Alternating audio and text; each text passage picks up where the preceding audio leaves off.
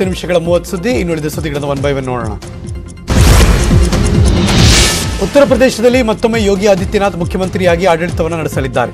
ಸತತ 2ನೇ ಬಾರಿ ಯೋಗಿ ಆದಿತ್ಯನಾಥ್ ಸಿಎಂ ಸ್ಥಾನವನ್ನು ಅಲಂಕರಿಸ್ತಾ ಇದ್ದಾರೆ. ಇದೇ ಮಾರ್ಚ್ 25ನೇ ತಾರೀಕು ಸಂಜೆ 4 ಗಂಟೆಗೆ ಪ್ರಮಾಣವಚನ ಸ್ವೀಕಾರ ಮಾಡ್ತಾರೆ. ಲಕ್ನೋನ ಎಕ್ನಾ ಸ್ಟೇಡಿಯಂನಲ್ಲಿ ಪ್ರಮಾಣವಚನ ಸಮಾರಂಭ ನಡೆಯುತ್ತೆ. ಸುಮಾರು 45,000ಕ್ಕೂ ಹೆಚ್ಚು ಮಂದಿ ಸೇರುವಂತಹ ನಿರೀಕ್ಷೆ ಇದೆ ಅಂತ ಬಿಜೆಪಿ ಮೂಲಗಳು ತಿಳಿಸಿವೆ. ಭಗವಂತ ಮಾನ್ ನೇತೃತ್ವದ ಪಂಜಾಬ್ ಸರ್ಕಾರಕ್ಕೆ ಇವತ್ತು ನೂತನ ಸಚಿವರು ಸೇರ್ಪಡೆಯಾಗ್ತಾರೆ. ಇವತ್ತು 10 ಮಂದಿ ಎಎಪಿ ಶಾಸಕರು ಸಂಪುಟ ಸಚಿವರಾಗಿ ಪ್ರಮಾಣವಚನ ಸ್ವೀಕರಿಸುವುದಾಗಿ ಪಕ್ಷ ಪ್ರಕಟಣೆ ಮಾಡಿದೆ. ಪಂಜಾಬ್ನ ಸಚಿವ ಸಂಪುಟದಲ್ಲಿ ಮುಖ್ಯಮಂತ್ರಿ ಸೇರಿ 18 ಸ್ಥಾನಗಳಿವೆ. ಈಗಾಗಲೇ ಭಗವಂತ ಮಾನ್ ಪ್ರಮಾಣವಚನ ಸ್ವೀಕಾರ ಮಾಡಿದ್ದಾರೆ. ಇನ್ನು 17 ಜನರಿಗೆ ಸಂಪುಟಕ್ಕೆ ಸೇರ್ಪಡೆಯಾಗುವ ಅವಕಾಶ ಇದೆ. ವಿಶ್ವದ ಅತ್ಯಂತ ಜನಪ್ರಿಯ ನಾಯಕರ ಪಟ್ಟಿಯನ್ನ ಮಾರ್ನಿಂಗ್ ಕನ್ಸಲ್ಟ್ ಬಿಡುಗಡೆ ಮಾಡಿದ್ದು, ಸಮೀಕ್ಷೆಯಲ್ಲಿ ಭಾರತದ ಪ್ರಧಾನಮಂತ್ರಿ ನರೇಂದ್ರ ಮೋದಿ ಅವರು ಅಗ್ರಸ್ಥಾನದಲ್ಲಿದ್ದಾರೆ. ಜಾಗತಿಕ ಪಟ್ಟಿಯಲ್ಲಿ ವಿಶ್ವದ 13 ನಾಯಕರು ಸ್ಥಾನ ಪಡೆದಿದ್ದಾರೆ.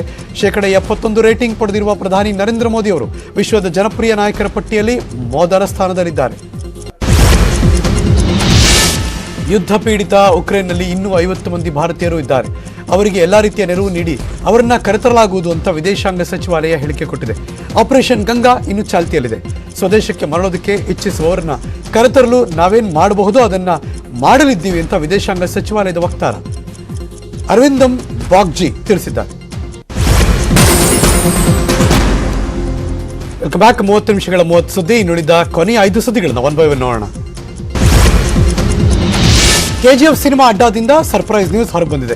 ಮಾರ್ಚ್ 27ನೇ ತಾರೀಕು ಮುಂಚೆನೆ ರಾಖಿ ಬಾಯ್ ಅಭಿಮಾನಿಗಳಿಗೆ ಥ್ರಿಲ್ಲಿಂಗ್ ಅಪ್ಡೇಟ್ ಸಿಗ್ತಾ ಇದೆ.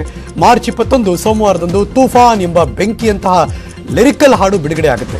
ಅಂದಹಾಗೆ ಈ ಸಿನಿಮಾದ ಟ್ರೈಲರ್ ಮಾರ್ಚ್ 27ಕ್ಕೆ ಬಿಡುಗಡೆ ಆಗುತ್ತೆ. ಅದಕ್ಕೂ ಮುಂಚೆನೆ ಸಿಗ್ತಿರುವ ಈ ಗಿಫ್ಟ್ ಅಭಿಮಾನಿಗಳನ್ನ ಮತ್ತಷ್ಟು ಸರ್ಪ್ರೈಸ್ ಮಾಡಿಸಿದೆ.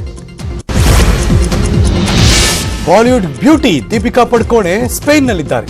ಶಾರುಖ್ ಖಾನ್ ಜೊತೆ ಪಠಾಣ್ ಶೂಟ್ನಲ್ಲಿ ಪಾಲ್ಗೊಂಡಿದ್ದಾರೆ. ಇತ್ತೀಚೆಗೆ ಈ ಸಿನಿಮಾದ ಶಾರುಖ್ ಲುಕ್ ಲೀಕ್ ಆಗಿತ್ತು. ಈಗ ನಾಯಕಿ ದೀಪಿಕಾ ಅವರ ಕೆಲವು ಫೋಟೋಗಳು ಲೀಕ್ ಆಗಿವೆ. ಡಿಪ್ಪಿ ಇದರಲ್ಲಿ ಬಿಕಿನಿಯಲ್ಲಿ ಕಾಣಿಸ್ಕೊಂಡಿದ್ದಾರೆ. ಸೋಷಿಯಲ್ ಮೀಡಿಯಾದಲ್ಲಿ ಸಖತ್ ವೈರಲ್ ಆಗ್ತಾ ಇದೆ ಈ ಫೋಟೋಸ್ಗಳು. ಬಾಹುಬಲಿ ನಟ ಪ್ರಭಾಸ್ ಸ್ಪೇನ್ನಲ್ಲಿ ಸರ್ಜರಿಗೆ ಒಳಗಾಗಿದ್ದಾರೆ. ಪ್ರಶಾಂತ್ ನೀಲ್ ನಿರ್ದೇಶನದ ಸಲಾರ್ ಚಿತ್ರೀಕರಣದ ವೇಳೆ ಪ್ರಭಾಸ್ಗೆ ಪೆಟ್ಟಾಗಿತ್ತು. ವೈದ್ಯರ ಸಲಹೆ ಮೇರೆಗೆ ಈಗ ಸ್ಪೇನ್ನ ಬಾರ್ಸಿಲೋನಾದಲ್ಲಿ ಶಸ್ತ್ರಚಿಕಿತ್ಸೆಗೆ ಒಳಗಾಗಿದ್ದಾರೆ. ಅಂದಹಾಗೆ ಇದೊಂದು ಮೈನರ್ ಸರ್ಜರಿ ಆಗಿದೆ. ಅಭಿಮಾನಿಗಳು ಆತಂಕ ಪಡುವಂಥದ್ದೇನಿಲ್ಲ ಅಂತ ಹೇಳಲಾಗ್ತಾ ಇದೆ. ಅಂಧರ ತ್ರಿಕೋನ 2020 ಸರಣಿಯ ಫೈನಲ್ ಪಂದ್ಯದಲ್ಲಿ ಭಾರತ ಮತ್ತು ಪಾಕಿಸ್ತಾನ ಮುಖಾಮುಖಿ ಆಗ್ತಾ ಇದೆ. ನಿನ್ನೆ ನಡೆದಂತಹ ಕೊನೆಯ ಲೀಗ್ ಪಂದ್ಯದಲ್ಲಿ ಬಾಂಗ್ಲಾದೇಶ ವಿರುದ್ಧ ಸೆಣಸಾಡಿದ್ದ ಭಾರತ 63 ರನ್ಗಳ ಭಾರೀ ಗೆಲುವು ಸಾಧಿಸಿತ್ತು. ಆರಂಭಿಕ ಬ್ಯಾಟ್ಸ್ಮನ್ ಡಿ ವೆಂಕಟೇಶ್ವರ ರಾವ್ ಅಮೋಘ ಅರ್ಧಶತಕ ಸಿಡಿಸುವ ಮೂಲಕ ಭಾರತದ ಗೆಲುವಿಗೆ ಪ್ರಮುಖ ಪಾತ್ರ ವಹಿಸಿದರು. ನ್ಯೂಜಿಲೆಂಡ್ ನಡೆಯುತ್ತಿರುವಂತಹ ಮಹಿಳೆಯರ ವಿಶ್ವಕಪ್ ಟೂರ್ನಿಯಲ್ಲಿ ಇವತ್ತು ಭಾರತ ಹಾಗೂ ಆಸ್ಟ್ರೇಲಿಯಾ ನಡುವೆ ಮ್ಯಾಚ್ ನಡೆಯುತ್ತೆ. ಅಂಕಪಟ್ಟಿಯಲ್ಲಿ ಮೊದಲ ಸ್ಥಾನದಲ್ಲಿರುವಂತಹ ಬಲಿಷ್ಠ ಆಸ್ಟ್ರೇಲಿಯಾವನ್ನ 4ನೇ ಸ್ಥಾನದಲ್ಲಿರುವಂತಹ ಭಾರತ ಎದುರಿಸ್ತಾ ಇದೆ. ಮೊನ್ನೆ ನಡೆದಂತಹ ಪಂದ್ಯದಲ್ಲಿ ಭಾರತ ವನಿತೆಯರು ಇಂಗ್ಲೆಂಡ್ ವಿರುದ್ಧ ಸೋಲನ್ನು ಅನುಭವಿಸಿದ್ರು. ಈಗ ಮುಂಜಾನೆಯ 30 ನಿಮಿಷಗಳ 30 ಸುದ್ದಿ ಮುಗಿಸಿ ನಾನು ಹೋಗಿ ಬರ್ತೀನಿ. ಮತ್ತೆ ಸಿಗ್ತೀನಿ ಮುಂದಿನ ಸುದ್ದಿಗಳಲ್ಲಿ. ಪಕ್ಕಾ ನ್ಯೂಸ್ಗೆ ನೀವ್ಯಾವಾಗಲೂ ನೋಡ್ತಾರಿ ನ್ಯೂಸ್ 18 ಕನ್ನಡ. ಜಾಲ ನಮ್ಮದು, ಬಲ ನಿಮ್ಮದು.